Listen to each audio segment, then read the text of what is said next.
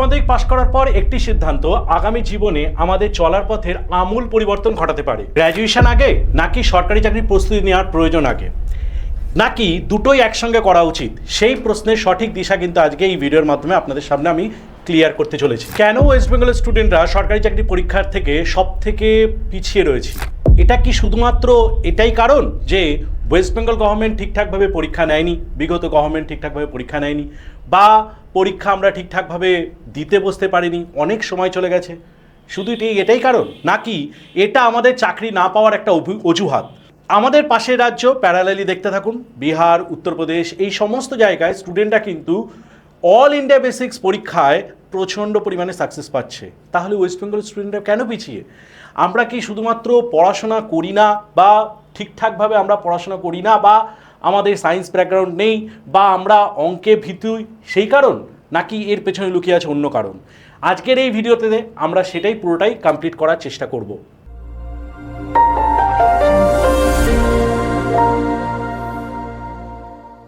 বিহার বা উত্তরপ্রদেশের স্টুডেন্টরা 12 ক্লাস পরীক্ষা পাশ করার সঙ্গে সঙ্গে তাদের মাথায় কিন্তু একটা ক্লিয়ার কনসেপ্ট থাকে যে তারা কোন ধরনের সরকারি চাকরি পরীক্ষা দেবে এবং তার জন্য তারা কিভাবে প্রস্তুতি নেবে।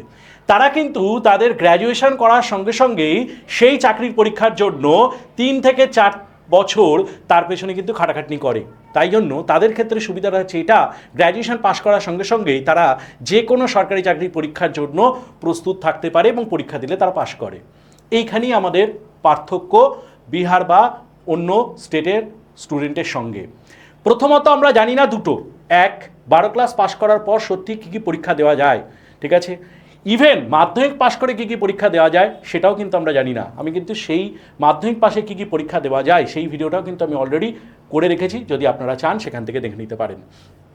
আজকে আমরা দেখব উচ্চ মাধ্যমিক পাশ করার পর কী কী পরীক্ষা আমরা দিতে পারি এবং কখন থেকে আমরা প্রিপারেশন শুরু করতে পারি যাতে এই পরীক্ষাগুলো আমরা খুব সহজে ক্র্যাক করতে পারি।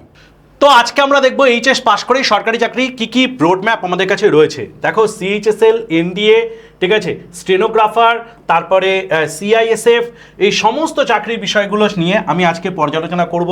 কিভাবে প্রস্তুতি নেওয়া যায়, কী কী স্টেপে পরীক্ষা হয় এবং কি কি আমাদের প্রমোশন বা কি কি আমরা স্যালারি পেতে পারি, সেই সমস্ত বিষয় কিন্তু এই ভিডিওটার মধ্যে কমপ্লিটলি থাকবে।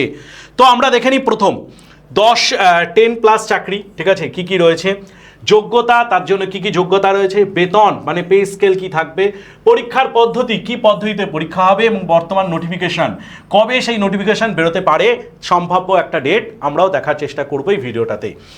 দেখো, প্রথমেই আছে কি এনডিএ, ঠিক আছে, এনডিএ নেভাল একাডেমি, ঠিক আছে, ইন্ডিয়ান নেভাল একাডেমি এর যে এক্সামটা আছে, এই এক্সামের মাধ্যমে কি কি পোস্টে চাকরি পাওয়া যেতে পারে। দেখো, ইন্ডিয়ান গভর্নমেন্টের আন্ডারে ইন্ডিয়ান আর্মির যে 3টে পোস্ট আছে, 3টে পদ আছে, 3টে ডিপার্টমেন্ট আছে, সেই 3টে ডিপার্টমেন্টে কিন্তু আমরা এখান থেকে চাকরি পেতে পারি। তাহলে এখানে কী রয়েছে, যোগ্যতা কী রয়েছে, এইচএস পাস, বেতন দেখতে পাচ্ছি এখানে কি লেখা রয়েছে, বয়স সীমানা এখানে দিয়ে দিয়েছে, বর্তমান অবস্থান সেটা কি, 2 বছরে, প্রতি 2 বছরে ইউপিএসসির নোটিফিকেশনের মাধ্যমে পরীক্ষা হয়ে থাকে, ঠিক আছে। তো ইউপিএসসির মাধ্যমে এই পরীক্ষা কিন্তু হয়ে থাকে, রিটেন থাকে এবং কিছু মেডিকেল থাকে, সেই অনুযায়ী কিন্তু পরীক্ষাটা হয়। তাহলে এই পরীক্ষাটার জন্য আমরা এলিজিবল।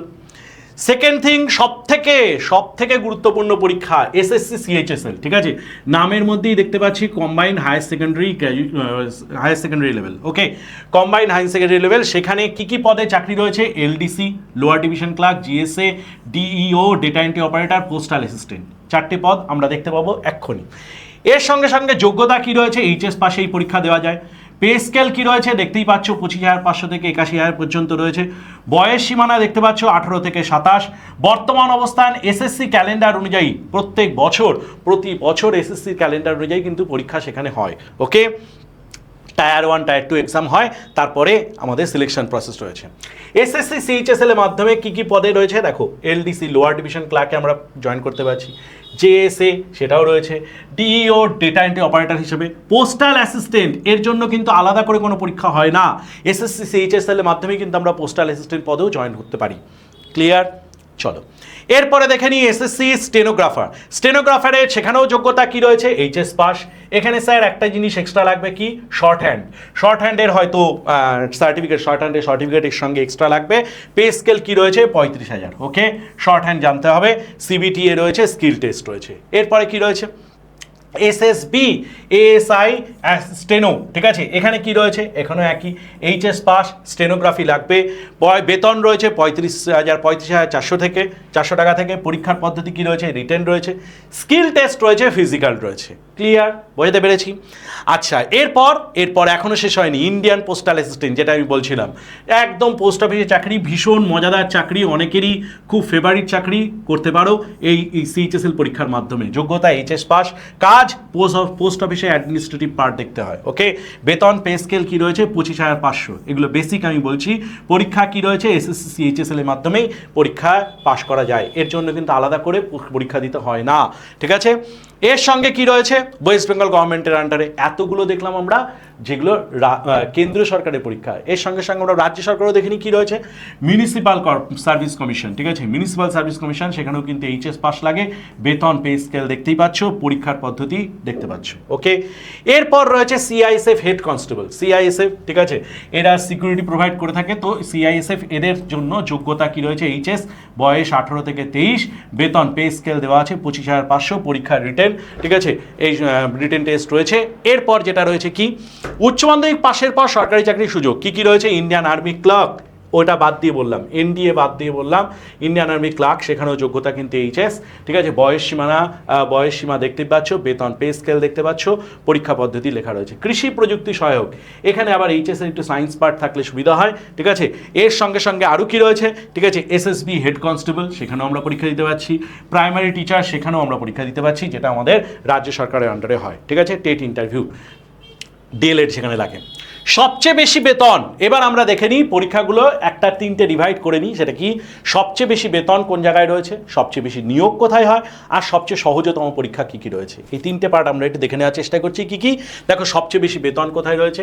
এনডি অফিসার র্যাঙ্কে, এসএসসি সিএইচএসএল এ, স্টেনোগ্রাফার, প্রাইমারি টিচার, ঠিক আছে। বেতন অনুযায়ী পূর্ব দেখানো আছে।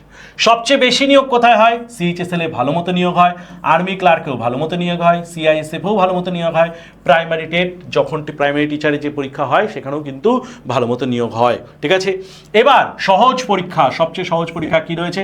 SSC CHSL, postal assistant, CISF, municipal junior assistant. Okay, আমি এই কারণেই প্রথমেই একটা কথা বলেছিলাম, শুধুমাত্র রাজ্য সরকারের পরীক্ষার বেস করে এগিয়েও না। পশ্চিমবঙ্গের স্টুডেন্টরা কিন্তু অনেক বেশি পিছিয়ে পড়ছে একটাই কারণে, শুধুমাত্র রাজ্য সরকারের পরীক্ষার দিকে তারা তাকিয়ে রয়েছে।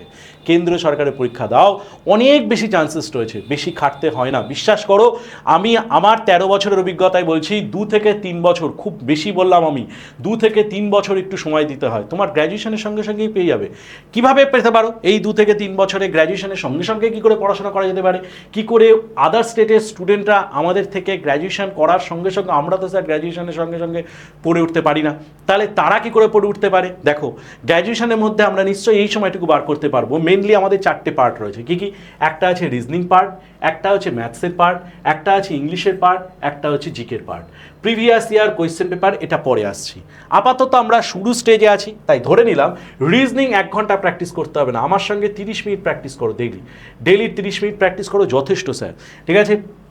ম্যাথস 1 আওয়ার প্র্যাকটিস করো, যদি ম্যাথসে একটু দুর্বলতা থাকে 1 আওয়ার প্র্যাকটিস করো, কোনো অসুবিধা নেই। ম্যাক্সিমাম ক্ষেত্রে মাধ্যমিক বেসিক্স ম্যাথ, ঠিক আছে, ম্যাক্সিমামটাই রয়েছে মাধ্যমিক বেসিক্স ম্যাথ, তো সেই কারণে বললাম ম্যাক্সিমাম পার্ট রয়েছে, তাই ম্যাক্সিমামটাই তোমরা মাধ্যমিকে করে এসছো, সবে এইচএস পাস করেছো, সুতরাং এটা করাও কোনো সমস্যা হবে না। ইংলিশ 1 আওয়ার টাইম দিন, ঠিক আছে, 1 আওয়ার টাইম দিন। জিকে এখানে 1 আওয়ার টাইম দিন। দেখুন, আলটিমেটলি যদি টোটাল টাইম বার করেন, টোটাল টাইমটা আপনার যেটা দাঁড়িয়ে যাবে সেটা হচ্ছে 3 ঘন্টা 30 মিনিট। আমরা নিশ্চয়ই 3 ঘন্টা 30 মিনিট গ্র্যাজুয়েশনে আমরা বার করতে পারবো পার ডে, হ্যাঁ কি না? গ্র্যাজুয়েশনের যে পড়াশোনা তার সঙ্গে 3 ঘন্টা 30 মিনিট ইজিলি বার করা যেতে পারে, ঠিক আছে। কলেজ করে, বন্ধুদের সঙ্গে ঘুরে, সিনেমা দেখার পরেও, ঠিক আছে, রেস্টুরেন্টে খাওয়া দাওয়ার পরেও আমরা 3 ঘন্টা 30 মিনিট টাইম কিন্তু অবশ্যই বার করতে পারি নিজের জীবনে। আগামী 10 বছর বা আগামী 20 বছর আমরা যদি সুখে শান্তিতে ভালো মতো থাকতে চাই, তাহলে 3 ঘন্টা 30 মিনিট টাইম বার করা আমাদের জীবন থেকে কোনো অসুবিধার কোনো কারণই নেই, ঠিক আছে। তো আমরা অবশ্যই বের করতে পারি। ক্লিয়ার? তো এটা গেল মোটামুটি এইচএস পাশ করে আমরা কী কী পরীক্ষা দিতে পারছি তার একটা ডিটেলসে পুরোটা আমি বলে দেওয়ার চেষ্টা করলাম।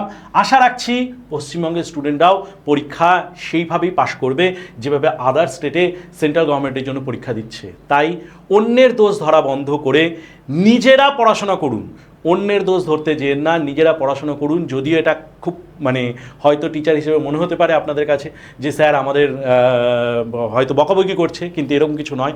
নিজের দোষ দেখুন, জীবনে নিজের দোষ দেখলেই এগোতে পারবে, ঠিক আছে? তো এখানে সবচেয়ে গুরুত্বপূর্ণ, একসঙ্গে 10টি পরীক্ষার প্রস্তুতি নেবেন না। বারবার বলছি, 1000টা পরীক্ষার একসঙ্গে ভাবনা চিন্তা করো না, 1000টা পরীক্ষা একসঙ্গে ভাবনা চিন্তা করো না, একটা পরীক্ষা ফোকাস করো। যদি তোমার মনে হয় আমি স্যার CHSL দেবো, করো। ম্যাক্সিমাম 2 বছর, আমি ম্যাক্সিমাম বললাম 3 বছর ম্যাক্সিমাম হতে পারে, ঠিক আছে? 2 থেকে 3 বছর একটু ঠিকঠাকভাবে প্রিপারেশন করো, অবশ্যই কমপ্লিট করা যাবে, চাকরি অবশ্যই পাওয়া যাবে। যে কোনো একটা পরীক্ষার দিকে ফোকাস করো, সেই পরীক্ষার দিকে এগোনোর চেষ্টা করো। 1000টা পরীক্ষা ভেবো না, বা 10টা পরীক্ষা একসঙ্গে ভেবো না আমি এতগুলো পরীক্ষা দেখিয়েছি মানে এতগুলো পরীক্ষার কথা ভাবতে হবে না। আবার কারোর মনে হতে পারে স্যার আপনি তো এখানে প্রাইমারি টেটও দেখিয়েছেন, প্রাইমারি টিচার, সে তো পরীক্ষায় হয় না। সেটা জেনে আমি কি করব বলো? তুমি কি করবে সেটা জেনে? যেটা পরীক্ষা হচ্ছে সেই দিকে ফোকাস করো। বারবার বলছি, নিজের ভুল আমরা দেখার যদি চেষ্টা করি তাহলেই কিন্তু আমরা জীবনে এগোতে পারবো। ভুল নিজের দেখো, তাহলেই এগোতে পারবে, ঠিক আছে? তো যাই হোক, আপাতত আর গোল এক্সাম একটা স্ট্র্যাটেজি, সাকসেসফুল গ্র্যাজুয়েট হয়ে যাওয়ার আগে, গ্র্যাজুয়েশন কমপ্লিট হয়ে যাওয়ার আগে আমরা একটা সাকসেসফুল চাকরি যেন কমপ্লিট করতে পারি।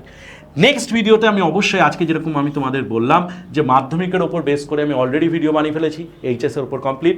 নেক্সট ভিডিও আমরা যেটা দেখার চেষ্টা করবো সেটা গ্র্যাজুয়েশন পাস করে টোটাল কতগুলো পরীক্ষা দেওয়া যেতে পারে। তো এতগুলো পরীক্ষার কিন্তু দরজা আপনার সামনে খোলা। এবার কথা হচ্ছে, স্যার যদি আমি প্রিপারেশন করি, আমার তো স্যার শুরুর থেকে কথার কথা বলছি, আমি এইচএস পাস করেছি মানে কথার কথা বলছি, ম্যাক্সিমাম ক্ষেত্রে ম্যাথ আমরা ছেড়ে দিয়েছি ভয়ে মাধ্যমিকে, হ্যাঁ কি না? রিজনিং সম্বন্ধে আমরা কিছুই জানি না অনেকেই, হ্যাঁ কি না? ইংলিশ সম্বন্ধে মোটামুটি জানি, আর জিকে সম্বন্ধেও কিছুটা জানি, পুরোটা তো জানি না। তাহলে আমরা এইগুলো কি করে কভার আপ করবো? চিন্তার কোনো কারণ নেই। একদম ফাউন্ডেশন, এসএসসি ফাউন্ডেশন ব্যাচ আমাদের চলছে, যেখানে সিজিএল, যেটা এখন তোমাদের লাগছে না, এটা তোমাদের এখন লাগছে না, CHSL, ঠিক আছে, MTS, ঠিক আছে, যেটা মাধ্যমিক বেসিক্স দেওয়া যায়, আমি ওই ভিডিওতে বলে দিয়েছি, HS বেসিক্স এগুলো দেওয়া যাচ্ছে। SSC GD সব থেকে গুরুত্বপূর্ণ পরীক্ষা প্রত্যেক বছর, আমি 2024 সাল থেকে দেখছি। আমি SSC GDর কথাটা একটু বলে দিই, 2024 থেকে 2026-এর মধ্যে আমি বোধহয় 3বার পরীক্ষাটা এক্সাম দিতে, এক্সাম দেখেছি, 3বার এক্সামটা দেখেছি, যে 3বার অলরেডি সেখানে রিক্রুটমেন্ট কিন্তু ডান। তো SSC GD, ঠিক আছে, সিলেকশন, পোস্ট, ফেজ, ঠিক আছে, স্টেনোগ্রাফার, এগুলো সব কিন্তু সেখানে কভার করা হচ্ছে। ফাউন্ডেশন ব্যাচ কেন বলা হয়েছে? একদম তুমি 0 থেকে শুরু করো না, কোনো চাপ নেই, 0 থেকে শুরু করো, একদম পড়াশোনা ঠিকঠাকভাবে করো, যেভাবে স্যাররা বলছে সেভাবে করো। 300+ লাইভ ক্লাস সেখানে রয়েছে, রেকর্ডেড ক্লাস রয়েছে, ভিডিও লাইব্রেরি রয়েছে, স্টাডি মেটেরিয়াল রয়েছে, এক্সাম ওরিয়েন্টেড মাস্টার বুক রয়েছে, ঠিক আছে, সাবজেক্ট ওরিয়েন্টেড স্টাডি মেটেরিয়াল রয়েছে, কোয়েশ্চেন ব্যাংক রয়েছে, উইকলি মক টেস্ট রয়েছে, মান্থলি ম্যাগাজিন রয়েছে, ঠিক আছে, মান্থলি একটা অফলাইন ক্লাসেস রয়েছে। জয়েন করো, কোনো অসুবিধা নেই। যদি কারোর বাদ দিও, মনে করো তুমি এটাই জয়েন করতে চাইছো না, দরকার নেই স্যার, তুমি যেখান থেকে পড়াশোনা করো, কোনো আপত্তি নেই, কিন্তু পড়াশোনাটা করো, ঠিক আছে? যদি সেখানে পড়াশোনা করতে কোনো সমস্যা হয়, কোনো সাজেশান লাগে, যদি মনে হচ্ছে স্যার আমি পড়াশোনা করছি কোনো একটা জায়গার থেকে, বা নিজে পড়াশোনা করছি, আমার এই জায়গাটায় সমস্যা হচ্ছে, আসছি এই জায়গাটায় সমস্যা আছে, কল করে নাও, ঠিক আছে, 7890118123। আমি তোমাদের চাকরি পাওয়ার সঙ্গী হতে পারি। চাকরিটা তো আমি করব না, চাকরি তোমাদের করতে হবে। চাকরি পাওয়ার সঙ্গী হতে পারি, কিন্তু চাকরি আমি করব না, চাকরি তোমাদেরই করতে হবে। তো এই নাম্বারে অবশ্যই কল করবেন। যদি কারোর কিছু জিজ্ঞাসা থাকে, আমি সেই জিজ্ঞাসা অবশ্যই সেটা দূর করার চেষ্টা করব, ঠিক আছে? ভিডিওটা ভালো লাগলে অবশ্যই লাইক করবেন, শেয়ার করবেন, আর কমেন্ট করবেন এইচএস পাস করার পর কি পরীক্ষা তুমি দিতে চাইছো সেটা অবশ্যই কমেন্টে জানাবে, ঠিক আছে? কি পরীক্ষার জন্য তুমি প্রস্তুতি নিতে চাইছো। ক্লিয়ার? চ্যানেলটা অবশ্যই সাবস্ক্রাইব করবে। কারোর যদি কিছু এক্সট্রা কিছু জানার প্রয়োজন হয়, কল দিস নাম্বার, ঠিক আছে? অবশ্যই আমি রিসিভ করব, এবং আমি চেষ্টা করব আমার যতটা জ্ঞান আছে সেই জ্ঞান দিয়ে যতটা আপনাকে সাহায্য করা যায় সেটা আমি করব। ক্লিয়ার? চলুন, আজকে এই পর্যন্তই, বাকি কথা পরে হবে।